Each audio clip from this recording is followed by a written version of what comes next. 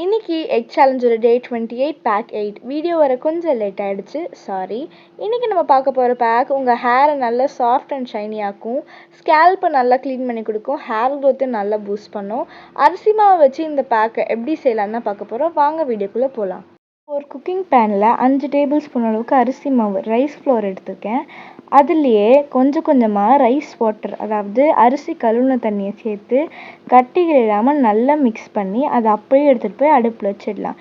இந்த மாதிரி அடுப்பில் வச்சு அதை நல்லா குக் பண்ணி எடுத்துக்கலாம். கட்டியே இல்லாமல் குக் பண்ணி எடுத்துக்கோங்க. பாருங்கள், இந்த மாதிரி நல்லா குக் பண்ணி எடுத்த உடனே அதை நல்லா ஒரு ஃபேன் காற்றில் ஆற வச்சிடலாம்.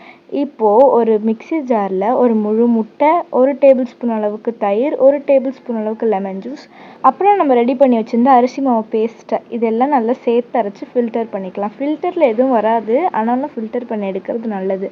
அதிலே கொஞ்சம் கோகோனட் ஆயில் விட்டு நல்லா மிக்ஸ் பண்ணி எடுத்துக்கலாம். அவ்வளோதான், நம்மளோட ஹேர் பேக் ரெடி.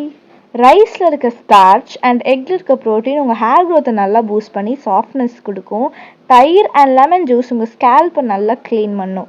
இந்த ஹேர் பேக்கை உங்கள் ஹேர் அண்ட் ஸ்கேல்ப்பில் அப்ளை பண்ணி 20 மினிட்ஸ் கழிச்சு வாஷ் ஆஃப் பண்ணிக்கலாம். ஹேர் வாஷ்க்கு அப்புறம் பார்த்தீங்கன்னா என்னோடய ஹேர் இப்படி தான் சில்கி சாஃப்ட் ஷைனியாக இருந்தது. இந்த பேக் உங்கள் ஹேர் க்ரோத்தை செம்மையாக ப்ரொமோட் பண்ணி கொடுக்கும். விசிபிளான டிஃப்ரென்ஸ் உங்களுக்கே தெரியும்.